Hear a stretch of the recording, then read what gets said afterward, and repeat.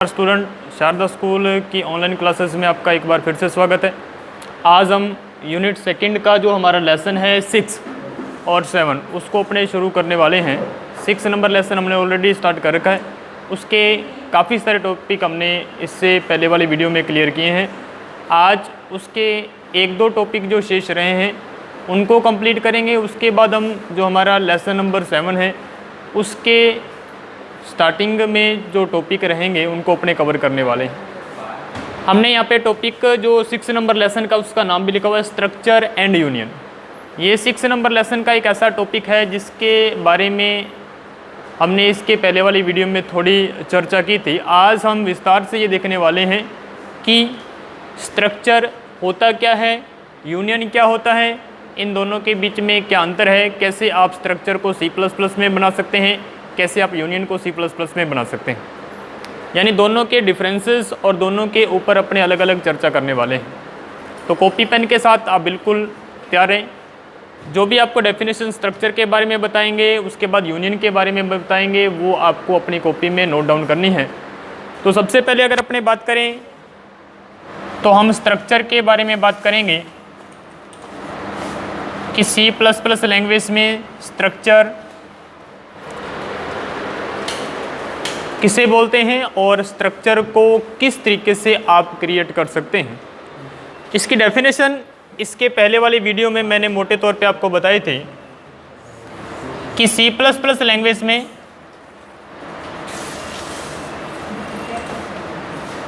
जो basic data types होते हैं, डेटा टाइप के बारे में भी अपने ऑलरेडी पहले पढ़ चुके हैं।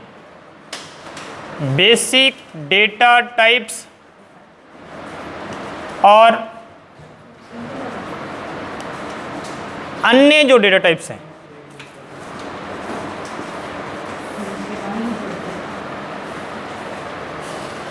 को विभिन्न प्रकार से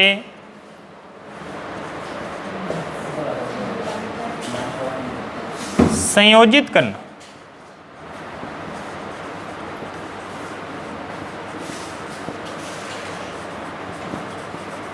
स्ट्रक्चर कहलाता है।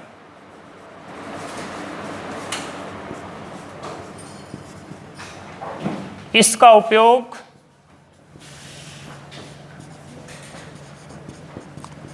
उस समय किया जाता है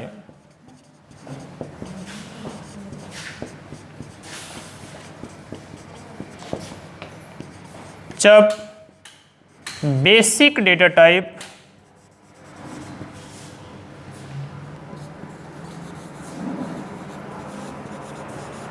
पर्याप्त नहीं होते।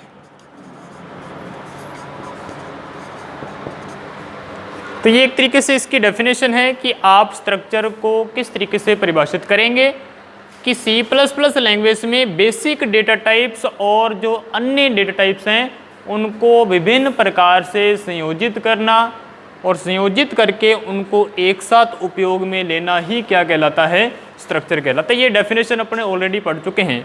अब इस वीडियो में हमारा जो मकसद वो ये है कि हम ये समझने वाले हैं कि C++ लैंग्वेज में स्ट्रक्चर को बनाते कैसे हैं, यानी कि उसका एक तरीके से सिंटैक्स क्या होगा और उसका उदाहरण क्या होगा। तो डेफिनेशन आपको नोट डाउन कर लेनी है। इसके बाद हम इसके सिंटैक्स की बात करेंगे और सिंटैक्स के बेस पर इसके उदाहरण की बात करने वाले हैं। अब डेफिनेशन के बाद अगर अपने बात करें तो हम बात करेंगे इसके सिंटैक्स की और इसके उदाहरण की कि हम इसको किस तरीके से क्रिएट कर सकते हैं। अगर हम बात करें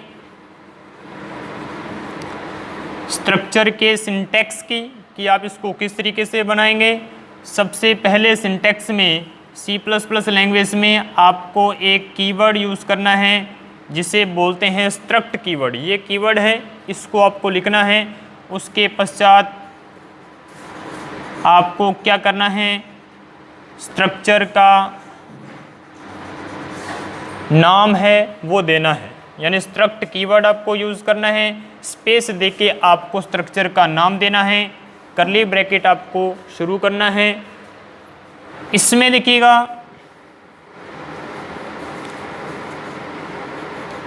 डेटा टाइप फर्स्ट और स्पेस दे के आपको लिखना है मेंबर फर्स्ट, सेमीकोलन आपको लगा देना है। इसी तरीके से data type second, member second, semicolon आपको लगा देना है। इसके बाद आप डैश डैश लगाते हुए लिखेंगे डेटा टाइप n, और इसके मेंबर n तक आपको डिक्लेरेशन करनी है। फाइनली आप कर्ली ब्रैकेट को बंद करेंगे और सेमीकोलन लगाएंगे। ये C++ लैंग्वेज में जब भी आप स्ट्रक्चर को बनाना चाहेंगे, आपको आपकी बुक में एक सिंटैक्स दिया हुआ है, जिसको फॉलो करते हुए आप स्ट्रक्चर को बना सकते हैं। इस सिंटैक्स में सबसे फर्स्ट हमने स्ट्रक्ट लिखा हुआ है, ये एक कीवर्ड है और आप सभी को ये अच्छे से कन्फर्म होगा, क्योंकि इसके पहले वाले वीडियो में हमने इसके बारे में विस्तार से बात की है कि कीवर्ड्स क्या होते हैं। कीवर्ड्स यानी C++ लैंग्वेज में कुछ शब्द पहले से परिभाषित होते हैं, सुरक्षित होते हैं, रक्षित होते हैं, रिजर्व होते हैं। उन्हीं कीवर्ड में से एक कीवर्ड आपको यूज़ करना है स्ट्रक्चर को बनाने के लिए। उस कीवर्ड का नाम है स्ट्रक्ट। उसके बाद स्ट्रक्चर नेम, ये स्ट्रक्चर का जो नेम है ये यूज़र के द्वारा दिया जाता है, यानी कि यूज़र डिफाइंड होता है। यूज़र डिफाइंड मीन्स यूज़र अपनी तरफ से कोई भी नाम यहाँ पे स्ट्रक्चर का दे सकता है। इसका एक उदाहरण अपने यहाँ पे लिखेंगे। सबसे पहले अपने इसके सिंटैक्स की बात करें। स्ट्रक्ट कीवर्ड, उसके बाद स्ट्रक्चर का नाम देना है। इसके अंदर आपको देखिए ये बॉडी है स्ट्रक्चर की, यहाँ से यहाँ तक। इस बॉडी में जो इसके मेंबर हैं, मेंबर आप कितने भी बना सकते हैं, जिसको कि हमने यहाँ पे data type first, member first के रूप में लिखा हुआ है। Data type second, member second, ये मेंबर कितने भी हो सकेंगे जब आपके सभी मेंबर एक स्ट्रक्चर के बन जाएंगे। फाइनली कर्ली ब्रैकेट को बंद करके सेमीकोलन लगा के आपको स्ट्रक्चर को क्लोज कर देना है। इसी सिंटैक्स के बेस पर हम इसका एक उदाहरण यहाँ पे लिखने वाले हैं कि स्ट्रक्चर को अगर हमें उदाहरण के रूप में पेश करना हो तो इस सिंटैक्स को फॉलो करके आप स्ट्रक्चर कैसे बना सकते हैं। सबसे पहले आपको जो हमारा सिंटैक्स था, स्ट्रक्ट आपको कीवर्ड लिखना है। उसके बाद आपको स्ट्रक्चर का नेम देना है जो कि यूज़र डिफाइंड है। मान लीजिए कि हमने यहाँ पे स्टूडेंट नाम का स्ट्रक्चर अपने बना रहे हैं, ये नेम देना है। उसके बाद आपको कर्ली ब्रैकेट जो है वो शुरू करना है। इसमें आपको अपनी तरफ से मेंबर बनाने हैं कि स्ट्रक्चर के कौन कौन से मेंबर हो सकते हैं। हम यहाँ पे जो मेंबर लेके चल रहे हैं वो सभी मेंबर इस नेम से किसी न किसी रूप में लिंक होने चाहिए, यानी स्टूडेंट से संबंधित ही अपने यहाँ पे मेंबर बनाएंगे। मान लीजिए कि हमने इसका पहला मेंबर बनाया है इंट में एज, फ्लोट में परसेंटेज और चर में हमने लिखा नेम। और यहाँ हमने इसको एरे के रूप में डिक्लेयर किया, 20 लिख दिया और सेमीकोलन से इसको बंद किया। ये जो कर्ली ब्रैकेट था जो शुरू किया था, इसको यहाँ पे हमने बंद कर दिया और सेमीकोलन लगा दिया। इस सिंटैक्स के बेस पर ये हमारा एक उदाहरण हो गया स्ट्रक्चर का कि आप स्ट्रक्चर को कैसे क्रिएट करेंगे। अब इस उदाहरण में अगर आप देखें तो जो हमने ये स्टूडेंट लिखा हुआ है, ये हमारे वो स्ट्रक्चर का नाम है, यानी स्टूडेंट नाम का हम स्ट्रक्चर अपनी तरफ से बना रहे हैं। इसके 3 मेंबर हैं। पहले मेंबर का जो नाम है वो है एज, जो कि इंटीजर प्रकार का है। और आप सभी को पता है कि एज जो है वो हमेशा इंटीजर में ही होती है, यानी पूर्णांक लिखा जाता है। इसी तरीके से फ्लोट में हमने लिखा परसेंटेज, तो हमने जो दूसरा इसका मेंबर बनाया है वो परसेंटेज नाम से है, जो कि फ्लोट प्रकार का है, जो कि पॉइंट वाली संख्या अपने पास रखने वाला है। इसी तरीके से जो इसका तीसरा मेंबर है वो है नेम, यानी कि हम यहाँ पे स्टूडेंट के नेम को भी शामिल करना चाह रहे हैं। जो कि कैरेक्टर प्रकार का है, 20 कैरेक्टर हमने इसका साइज जो है वो डिक्लेयर किया। तो ये ओवरऑल अगर आप देखें तो एक स्ट्रक्चर बन गया, एक स्ट्रक्चर बन गया जिसका जो नाम है वो है स्टूडेंट, और जो इसके मेंबर हैं वो है एज और परसेंटेज और नेम। आप इसको कुछ इस तरीके से समझ सकते हैं, देखिएगा, मान लीजिए कि हमने एक बॉक्स बनाया इस तरीके से, सर्किल फॉर्मेट में हमने ये सर्किल बनाया, और इसको मान लीजिए पूरे सर्किल को हमने नाम दे दिया मान लीजिए स्टूडेंट। ये पूरा सर्किल माने कि स्टूडेंट है, इसमें हमने 3 मेंबर बना लिए मान लीजिए इसको, कुछ इस तरीके से। मान लीजिए हमने इसको 3 भागों में डिवाइड कर दिया। एक है एज, मान लीजिए हमने इसको एज नाम दे दिया, इसको हमने परसेंटेज नाम यानी PER, और इसको हमने नेम दे दिया नेम।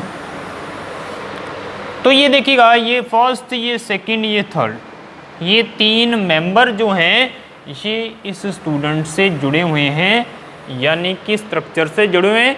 तो ये स्ट्रक्चर हो गया, ये उसके मेंबर हो गए।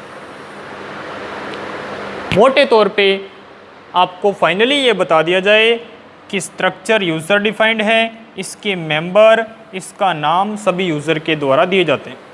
अब इसके मेमोरी स्पेस की बात करें कि ये कितनी मेमोरी यूज़ करेगा स्ट्रक्चर, जिसको बोलते हैं मेमोरी मैप। मेमोरी मैप अपने इसको बोल सकते हैं, यानी इस पूरे स्ट्रक्चर का मेमोरी का मैप क्या रहेगा, कितनी मेमोरी ये स्ट्रक्चर हमारा यूज़ करेगा। इसमें अगर हम बात करें एज की, तो एज जो है वो यूज़ कर रहा है, इंटीजर प्रकार का है, 2 बाइट की मेमोरी ये यूज़ करेगा। इसी प्रकार से ये जो PER यानी परसेंटेज फ्लोट प्रकार का है, और फ्लोट प्रकार का जो वेरिएबल होता है वो 4 बाइट की मेमोरी यूज़ करता है। थर्ड, ये जो नेम है, इसमें हमने जो साइज़ दिया है कैरेक्टर का वो 20 कैरेक्टर, यानी 20 कैरेक्टर यूज़ करेगा ये पूरा जो नेम है मैक्सिमम, और एक कैरेक्टर का साइज़ मेमोरी में 1 बाइट का, और 20 कैरेक्टर जो है वो आपके हो गए 20 बाइट के। तो ये इसका मेमोरी मैप होगा। तो 20 और 4 24 और 2 26, 26 बाइट की मेमोरी इस पूरे स्ट्रक्चर को कंप्यूटर में स्टोर होने के लिए चाहिए। तो इस तरीके के अनेक स्ट्रक्चर आप C++ में खुद क्रिएट कर सकते हैं। बहुत बार पेपर में इसकी डेफिनेशन आती है, बहुत बार आपसे इसका सिंटैक्स पूछ लेते हैं, और कई बार क्वेश्चन आता है कि स्ट्रक्चर का एक उदाहरण दें, तो आपको उदाहरण देकर बताना होता है। तो ये आपको कॉपी में नोट कर लेना है कि 26 बाइट इसको मेमोरी चाहिए, सिंटैक्स फॉलो करना है, डेफिनेशन अपने ऑलरेडी पहले डिस्कस कर चुके हैं। अब इसी से जुड़ा हुआ एक टॉपिक और हमारा है यूनियन। यूनियन के बारे में भी अपने बात करेंगे, क्योंकि दोनों के बारे में जानकारी होना बहुत ज़रूरी है। दोनों के सिंटैक्स आपको अच्छे से याद होने चाहिए, और दोनों के उदाहरण भी आपको याद होने चाहिए, दोनों में डिफरेंस क्या वो भी आपको कवर होना चाहिए। अब हम इसका जो सेकंड जो टॉपिक है यूनियन, उसकी अपने बात करने वाले हैं।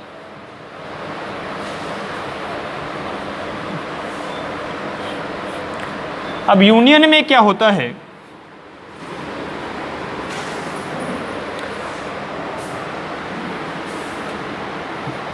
यूनियन भी बहुत हद तक अगर अपने देखें तो यूनियन भी काफ़ी हद तक स्ट्रक्चर की तरह ही होता है। यानी आप इसको भी डिफाइन कर सकते हैं कि बेसिक डेटा टाइप्स और अन्य डेटा टाइप्स को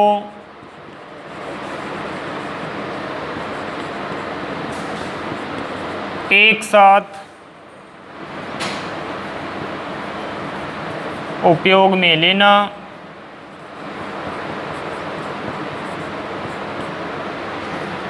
यूनियन कहलाता है।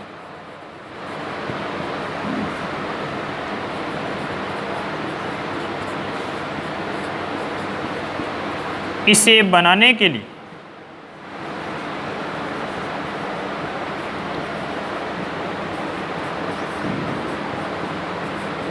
यूनियन कीवर्ड का उपयोग किया जाता है।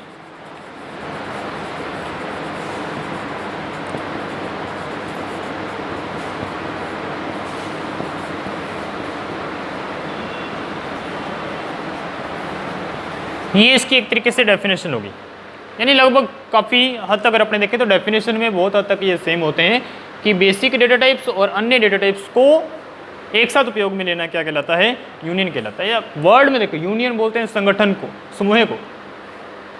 तो संगठन समूह यहाँ पे किसका है, बेसिक डेटा टाइप्स का और अन्य डेटा टाइप्स का।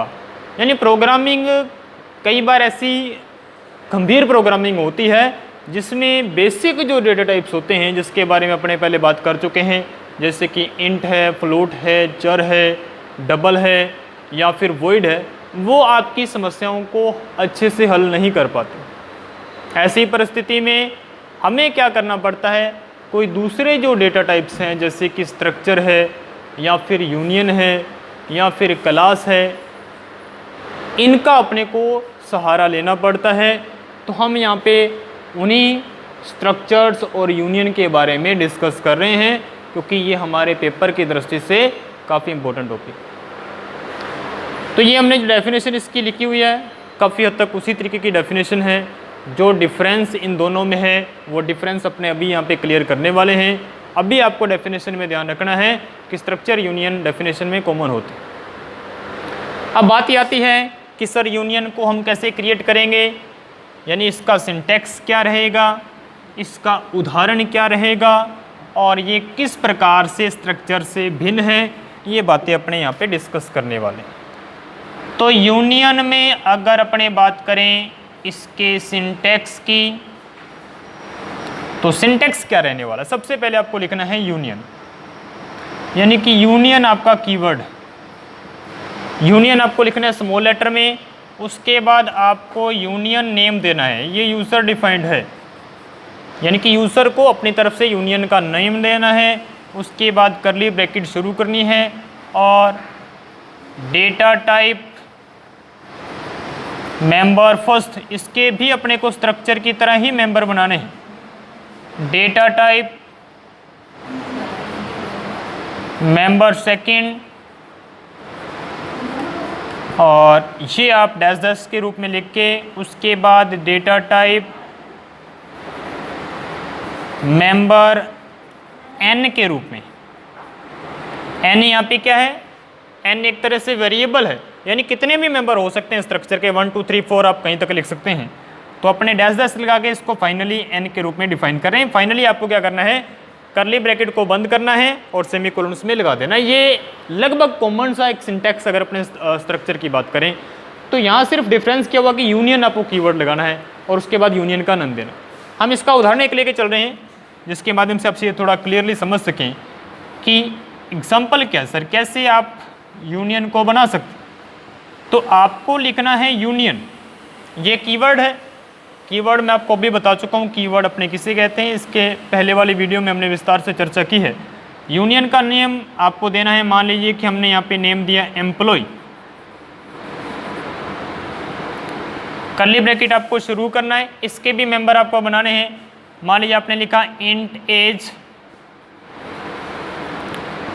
सेमीकोलन, यहाँ लिखा फ्लोट सैलरी, और चर में हमने लिखा नेम, यहाँ हम इसका साइज दे रहे हैं मान लीजिए 15, क्लोज किया, कर्ली ब्रैकेट को बंद किया, सेमीकोलन लगाया। इसी सिंटैक्स के बेस पर ये एक उदाहरण हुआ यूनियन को बनाने का। देखिएगा इसमें भी वही फॉर्मेट है लगभग, यूनियन कीवर्ड है, यूनियन का नेम हमने चेंज कर दिया जो कि हमने पहले स्टूडेंट के रूप में रखा था, यहाँ हमने एम्प्लॉय लिखा हुआ है, एज है, सैलरी है, नेम। आप देखिएगा अब ये सबसे बड़ी समस्या की कि सर स्ट्रक्चर यूनियन लगभग कॉमन से हैं, तो ये क्यों अलग अलग क्यों है, फिर एक ही क्यों नहीं बनाया गया, क्यों नहीं हम स्ट्रक्चर का ही सिर्फ यूज़ करते, क्यों नहीं हम यूनियन का सिर्फ यूज़ नहीं करते। देखिए कुछ इनमें समानताएं भी हैं और कुछ इनमें भिन्नताएं भी हैं, वो भिन्नताएं मैं आपको भी क्लियरली बताने वाला हूँ। अब देखिए ये तो रही बात है इसके उदाहरण की, अब इसका भी मेमोरी मैप अपने बना सकते हैं। सर मेमोरी मैप का मतलब ये होता है कि मेमोरी में वो चीज़ कैसे रिजर्व होगी, कैसे वो सुरक्षित होगी, कितनी मेमोरी वो यूज़ करेगा। इस ओवरऑल एक जो ढांचा बताना क्या कहलाता है, मेमोरी मैप कहलाता है। तो हम यहाँ पे मेमोरी मैप बताने वाले हैं किसके, यूनियन की। तो यूनियन में अगर आप देखें तो इसके 3 मेंबर हो गए, 1, 2 और 3। एज जो है ये इंटीजर प्रकार का है और आपको पता है ये 2 बाइट की मेमोरी यूज़ करेगा। जो फ्लोट होता है ये 4 बाइट की मेमोरी यूज़ करता है। और जो चर होता है, एक चर 1 बाइट, यानी एक करेक्टर 1 बाइट। तो हमारे पास 15 करेक्टर है टोटल। तो 15 बाइट यानी 15 बाइट की मेमोरी जो है वो यहाँ पे इस नेम के द्वारा यूज़ की जाएगी। तो अब 15, 4, 19 और 21, यानी 21 वैसे देखें तो 21 यहाँ पे बन जाता। अगर स्ट्रक्चर होता तो ये 21 होता है, लेकिन ये यूनियन है। यही सबसे बड़ा डिफरेंस है अगर हम स्ट्रक्चर और यूनियन के बीच में देखें तो। किस चीज़ का डिफरेंस है, मेमोरी मैप का, यानी मेमोरी को यूज़ करने का जो डिफरेंस है वो स्ट्रक्चर यूनियन में अलग अलग होता है। कैसे सर, अगर ये स्ट्रक्चर होता तो ये यूज़ करता 21, यानी 21 बाइट की मेमोरी यूज़ करता, लेकिन ये स्ट्रक्चर नहीं, ये यूनियन है। और यूनियन जो मेमोरी यूज़ करेगा उसको कैसे चेक करेंगे, उसमें आप ध्यान रखें इन सारे मेंबर्स के जो ये स्ट्रक्चर की जो मेमोरी है, जो इसकी जो बॉडी है, उस बॉडी में आप देखें कि सबसे बड़ा मेंबर कौन सा है। आप बाइट में देखें सबसे बड़ा कौन है, 2 नहीं बड़े हैं, 4 नहीं बड़े हैं, यहाँ पे जो बड़े हैं सबसे वो है 15 बाइट जो है वो इस यूनियन का साइज होगा। ये देखिए ये सबसे बड़ा डिफरेंस है, यानी 15 बाइट की मेमोरी यूज़ करेगा अगर ये यूनियन है तो। अगर ये स्ट्रक्चर होता तो मेमोरी यूज़ करता कितनी, 21 बाइट की, लेकिन ये यूनियन है, ये यूज़ कर रहा है 15 बाइट की मेमोरी। यही सबसे बड़ा डिफरेंस हमें पेपर में कई बार लिखना पड़ता है, क्योंकि क्वेश्चन आता है स्ट्रक्चर यूनियन में अंतर बताएं, तो अंतर अपने को पता होना चाहिए। मैं अंतर यहाँ पे लिखने वाला हूँ, स्ट्रक्चर और यूनियन में क्या सबसे बड़ा डिफरेंस है वो मैं आपको नोट डाउन करवाने वाला हूँ। आपको वही चीज़ अच्छे से याद करनी है। ये जो बातें थी डेफिनेशन स्ट्रक्चर की, उसका सिंटैक्स, उसका उदाहरण, यूनियन की डेफिनेशन, उसका सिंटैक्स, उसका उदाहरण। अब हम जो बात करेंगे, मेरे हिसाब से आप ये चीज़ समझ गए होंगे कि स्ट्रक्चर यूनियन में क्या अंतर है, लेकिन फिर भी उस चीज़ को नोट डाउन करना, लिखना बहुत ज़रूरी है, वो मैं आपको बताने वाला हूँ। तो हेडिंग आप लगा सकते हैं, स्ट्रक्चर यूनियन के अंदर जो अंतर है, डिफरेंस है, वो अपने यहाँ पे आपको बताने वाले हैं। तो आपको जो अंतर है वो इस तरीके से लिख लेना है कि आप एक तरफ लिख सकते हैं स्ट्रक्चर और दूसरी साइड आप लिखें यूनियन, यानी स्ट्रक्चर और यूनियन में क्या डिफरेंस है वो आपको बताने वाला है। क्या देखिएगा डिफरेंस, एक सबसे बड़ा जो मेन डिफरेंस है वो मैं आपको लिखवाने वाला हूं कि जो स्ट्रक्चर होता है, स्ट्रक्चर का जो साइज होता है, स्ट्रक्चर का साइज इसके सभी मेंबर्स के साइज के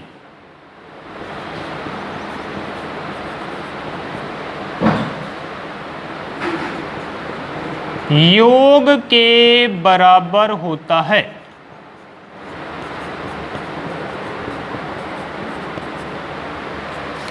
जबकि यूनियन का साइज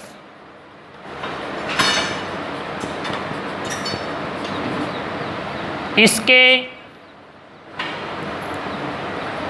सबसे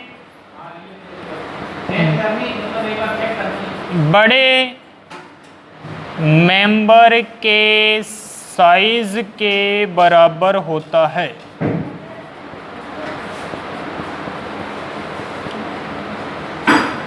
ये बहुत बड़ी बात है इन दोनों के अंतर की अगर अपने बात करें कि यानी कि स्ट्रक्चर का साइज जो है वो इसके सभी मेंबर, जितने भी मेंबर होंगे स्ट्रक्चर के, उनके साइज के योग के बराबर है स्ट्रक्चर का। जबकि यूनियन का साइज इसके सबसे बड़े मेंबर के साइज के बराबर होता है। इसको एक उदाहरण में अपने यहाँ पे दे रहे हैं जिससे आप समझ सके इस बात को। मान लीजिए आपने एक स्ट्रक्चर बनाया, स्टूडेंट नाम से ही हम स्ट्रक्चर बना रहे हैं। इसमें हमने लिखा इंट एज और यहाँ लिखा जी चर नेम, और यहाँ अपने इसको साइज दे दिया 20। इसको हमने बंद कर दिया। इसी सेम चीज़ को अपने यूनियन में क्रिएट कर रहे हैं। तो हमने लिखा यूनियन स्टूडेंट नाम से अपने यहाँ पे यूनियन बना रहे हैं। इसमें भी हमने इंट एज और चर में हमने यहाँ पे लिखा नेम, और यहाँ पे भी अपने इसका जो साइज दे रहे हैं वो कितना है 20 साइज। अब देखिएगा इन दोनों में अगर आप देखें तो सिर्फ इस कीवर्ड का ही डिफरेंस, यहाँ हमने स्ट्रक्ट लिखा हुआ है, यहाँ हमने यूनियन लिखा हुआ है। मेंबर बिल्कुल कॉमन है, सेम है। अब देखिए इनका अगर आप मेमोरी मैप निकालें तो एज का हो गया 2 बाइट का, और इधर नेम का देखें तो 20 करेक्टर आपके पास है, एक करेक्टर 1 बाइट, तो ये 20 बाइट ये मेमोरी हो गई हमारे पास। इसका साइज निकालें तो ये स्ट्रक्चर का साइज अपने निकाल रहे हैं तो 22 बाइट, यानी 22 बाइट की मेमोरी ये स्ट्रक्चर हमारी यूज करेगा। इधर आए यूनियन में, बोले सर ये 2 बाइट और ये 20 बाइट, तो इसमें अगर आप देखें तो यहाँ पे 20 सेकंड यानी 22 बाइट की मेमोरी यूज नहीं होगी, यहाँ पर सिर्फ 20 बाइट की मेमोरी ही यूज होगी। बस यही वो सबसे बड़ा डिफरेंस है स्ट्रक्चर और यूनियन के बीच में, जिसको कि हमने यहाँ पे डिफाइन किया हुआ। क्या लिखा हुआ है कि स्ट्रक्चर का साइज इसके सभी मेंबर के साइज के योग के बराबर होता है। सभी मेंबर, जितने भी मेंबर है, देखिए 2 मेंबर हैं, मेंबर के जो साइज हैं, जैसे 2 बाइट है, इसका 20 बाइट है, इसका योग जब आप कर दोगे तो वो स्ट्रक्चर का साइज इधर आए, जबकि यूनियन का साइज इसके सबसे बड़े मेंबर के साइज के बराबर होता है। यूनियन का साइज जब आप निकालेंगे, सभी मेंबर्स का जो साइज है उसमें सबसे बड़ा साइज जो है वो आपका रहेगा यूनियन का साइज।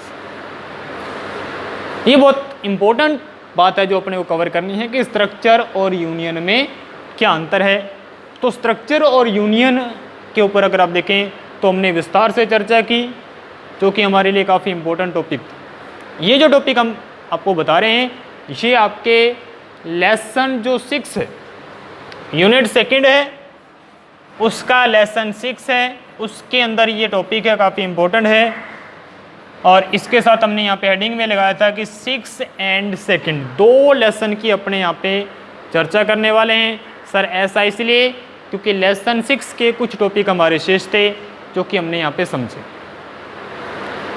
अब हम लेसन नंबर 7 के कुछ टॉपिक्स जो काफ़ी इम्पोर्टेंट है आपके लिए वो अपने कवर करने वाले हैं।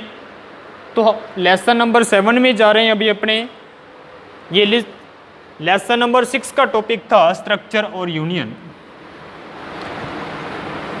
अब अपने 7 नंबर जो हमारा लेसन है उसकी अपने चर्चा करने वाले हैं। उसके बारे में बेसिक सबसे पहले आपको बताने वाले हैं।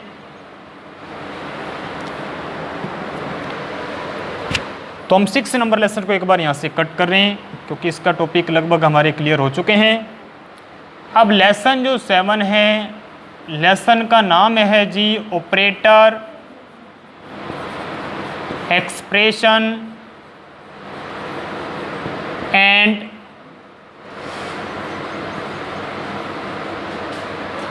Control structure. ये हमारे लेसन नंबर 7 का नेम है, operator, expression and control structure. अब लेसन को शुरू करने से पहले तो मैं कुछ बेसिक आपको बात बताना चाहेंगे। सबसे पहले बात आती है सर ऑपरेटर क्या होता है। ऑपरेटर को नॉर्मली अपने बोल देते हैं जी संचालक। संचालक आप समझते हैं, यानी कि जो चलाने वाला है उसको हम क्या बोल देते हैं, ऑपरेटर बोल देते हैं। अब सर ये जो ऑपरेटर है जो अपने सी प्लस प्लस लैंग्वेज की बात कर रहे हैं, ये सी प्लस प्लस लैंग्वेज में है ऑपरेटर।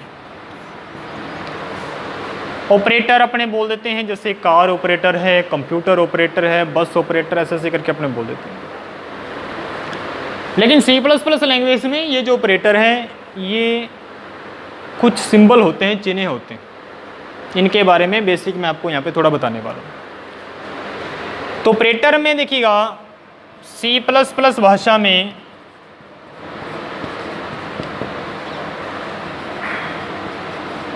कुछ विशेष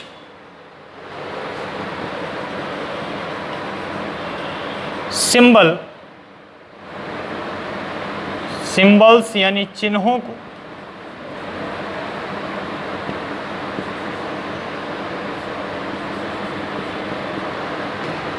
ऑपरेटर कहा जाता है।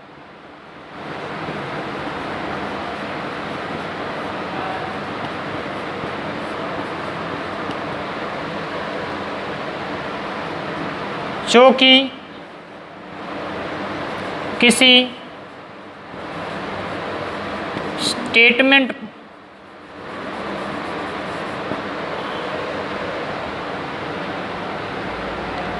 सार्थक रूप प्रदान करते हैं।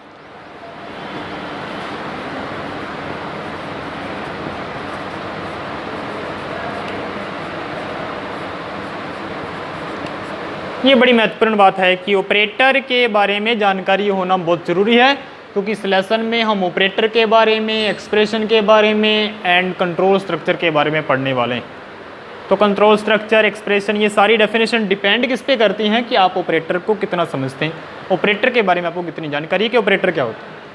तो सी प्लस प्लस भाषा में कुछ विशेष सिंबल्स या जो चिन्ह होते हैं उनको हम ऑपरेटर बोलते हैं, जो कि किसी स्टेटमेंट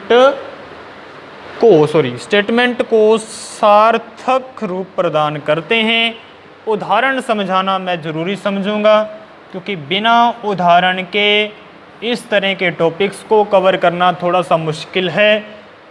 हाँ, ये ज़रूरी है कि आपको बताना है कि 11th क्लास में भी ये अपने पहले डिस्कस कर चुके हैं ऑपरेटर के बारे में, लेकिन अपने 12th क्लास में पढ़ रहे हैं तो यहाँ पे भी आपको ऑपरेटर के बारे में जानकारी होनी चाहिए। उदाहरण के रूप में मान लीजिए कि हमने लिखा C बराबर A प्लस B, सेमीकोलन से हमने इसको बंद किया। ये पूरी जो लाइन है ये एक तरह से C प्लस प्लस में आप ये बोल सकते हैं कि ये स्टेटमेंट है। स्टेटमेंट एक तरह से लाइन को ही बोला जाता है। ये हमने स्टेटमेंट लिखी हुई है। इस पूरी स्टेटमेंट में अगर आप देखें तो दो चीज़ों का रोल रहा है। एक तो आप ये माने कि ये जो हमने A, B और C लिखा, और दूसरा ये कुछ सिंबल हैं। सिंबल का और ABC जो हमने लिखा हुआ, इन तीनों के रोल से ये पूरी की पूरी आपकी लाइन जो बनी होगी। आप इसमें किसी को भी हटा सकते हैं और हटाते ही आपकी जो स्टेटमेंट है वो एक अलग रूप में आ जाएगी। मान लीजिए कि मैंने यहाँ से प्लस को हटा दिया और मान लीजिए कि हमने इक्वल को भी हटा दिया, तो ये पूरी स्टेटमेंट जो है एक अलग ही फॉर्मेट में, एक अलग ही रूप में आ गई।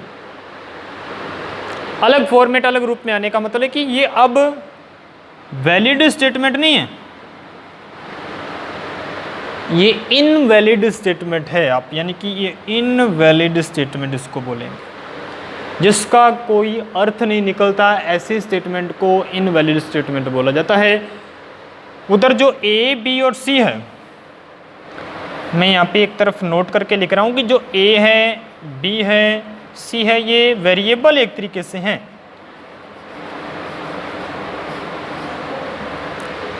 ABC वेरिएबल है, वेरिएबल के होते हुए भी आपके इस पूरी स्टेटमेंट का कोई अर्थ नहीं निकलेगा, यानी C के पास कोई वैल्यू नहीं जाएगी। मान लीजिए कि हमारे पास A में 5 है, B में मान लीजिए हमारे पास 6 है, तो आप ये माने कि C में कोई वैल्यू होगी, इसको क्वेश्चन मार्क लगा के अपने छोड़ दे, तो C के पास कोई वैल्यू नहीं है। क्यों नहीं है? क्योंकि हमारी ये इनवैलिड स्टेटमेंट। थोड़ा सा अपने इसको चेंज करते हैं वापस उसी फॉर्मेट में, यानी हमने यहाँ पे इक्वल लगा दिया, यहाँ हमने प्लस लगा दिया।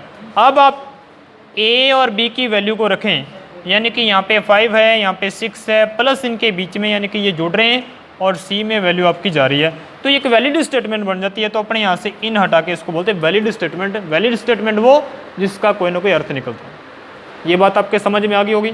अब बात आती है कि सर ये जो इक्वल है, ये प्लस है, ये क्या है?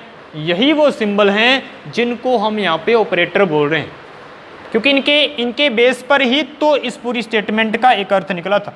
और इसको हटाने से आपकी स्टेटमेंट एक अलग फॉर्मेट में आ जाती है, यानी कि वो इनवैलिड स्टेटमेंट बन जाती है। तो इस तरह के अनेक सिंबल जो हैं C++ लैंग्वेज में वो पहले से परिभाषित हैं। उन्हीं विशेष सिंबलों को, चिन्हों को अपने यहाँ पे क्या बोल रहे हैं?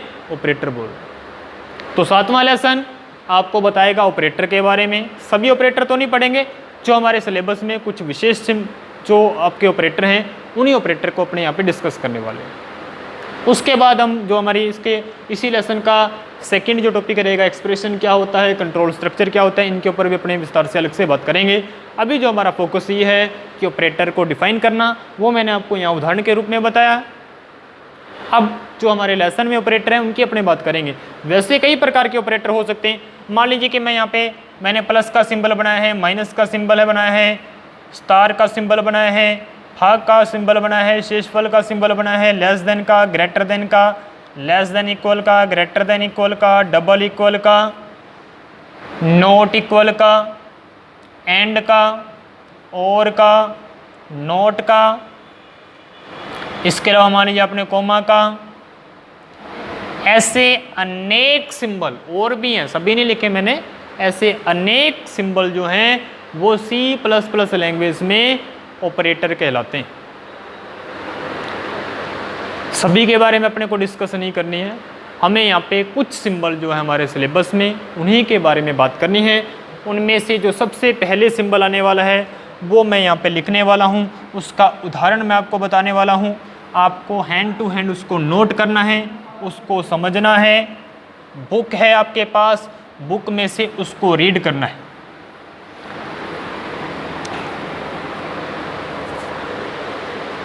अब एक ऑपरेटर जो है उसको देखिएगा, एक ऑपरेटर के बारे में अपने बात करेंगे C++ लैंग्वेज में।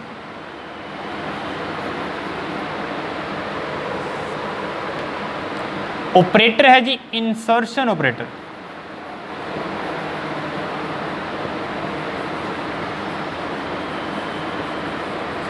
और एक जब अपने बात करेंगे वो है एक्सट्रैक्शन ऑपरेटर। इन दो ऑपरेटर्स की अपने सबसे पहले चर्चा करने वाले हैं कि C++ लैंग्वेज में इंसर्शन ऑपरेटर क्या होता है, एक्सट्रैक्शन ऑपरेटर क्या होता है। तो आपको सबसे पहले जो हेडिंग लगानी है वो लगानी है इंसर्शन ऑपरेटर की, कि इंसर्शन ऑपरेटर क्या है, उसका वर्क क्या है। तो इसको हेडिंग के तौर पे आप लगाएंगे तो इसमें आपको लिखना है कि C++ भाषा में इंसर्शन ऑपरेटर एक ऐसा ऑपरेटर है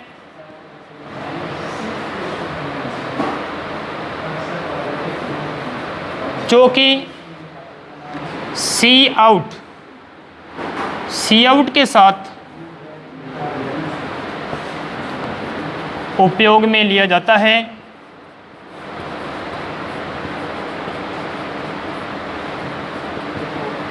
इसका मुख्य कार्य क्या है? इसका मुख्य कार्य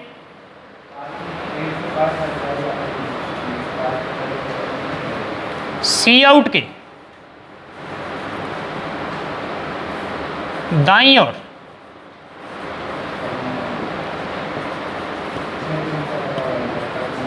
लिखी गई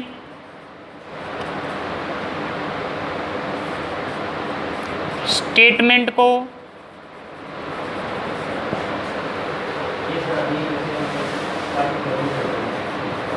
आउटपुट के रूप में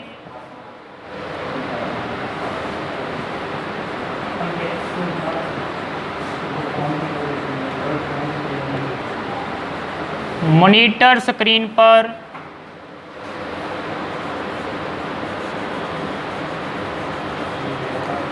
डिस्प्ले करना होता है।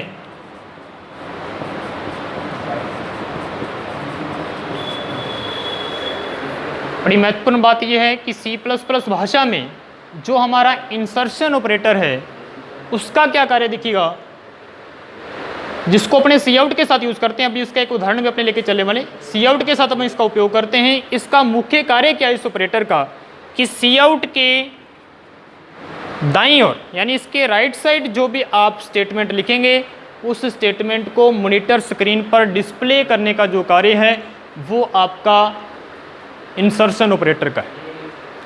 उदाहरण अपने इसका लेके चलने वाले हैं, किस तरीके से आप इसका यूज़ कर सकते हैं। तो एग्जाम्पल के रूप में आप देखिएगा, मान लीजिए कि आपको इसको यूज़ करना है तो सबसे पहले आप लिखेंगे सी आउट। सी आउट आपको लिखना है। इसके बाद आपको इसी ऑपरेटर को यानी इंसर्शन ऑपरेटर को यूज़ करना है। सिंबल क्या होता है इसका देखिएगा, ये इंसर्शन ऑपरेटर का सिंबल है। इसके बाद आपको अपनी तरफ से कोई भी स्टेटमेंट लिखनी है C++ लैंग्वेज की। तो डबल कोटेशन में हमने लिखा कि this is my first C++ programme.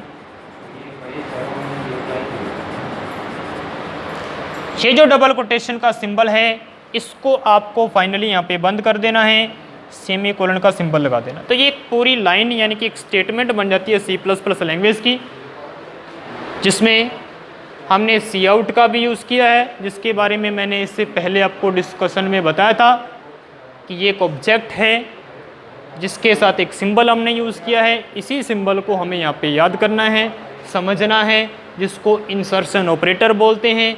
इसके दाईं तरफ यानी कि राइट साइड हमने एक लाइन लिखी हुई है।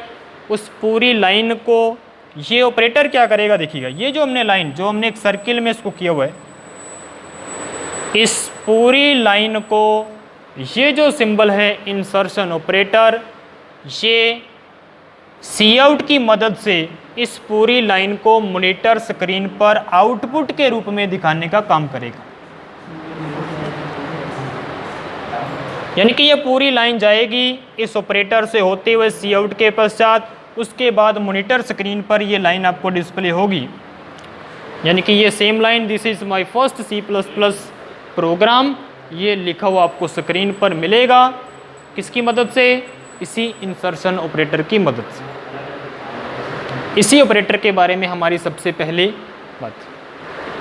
इसके बाद इसी के साथ एक और ऑपरेटर है एक्सट्रैक्शन ऑपरेटर, उसकी अपने बात करेंगे, उसका उदाहरण अपने आप को समझाएंगे और दोनों का एक साथ आप कैसे यूज़ कर सकते हैं वो भी आपको बताने वाला। इसके बाद देखिएगा आपको हेडिंग लगानी है एक्सट्रैक्शन ऑपरेटर।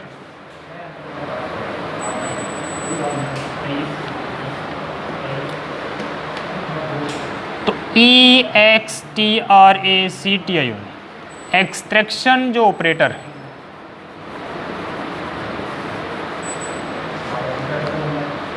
C++ में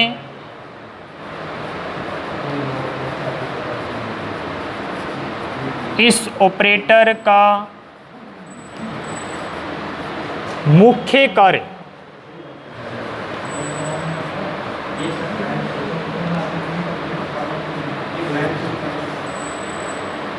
कीबोर्ड से यूजर के द्वारा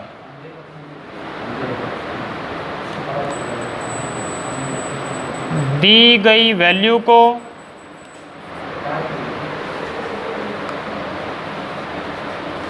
अपने दाईं ओर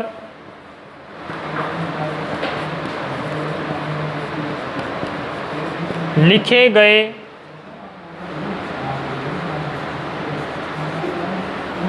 वेरिएबल्स में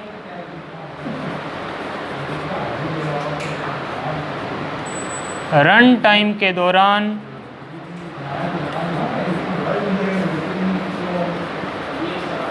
स्टोर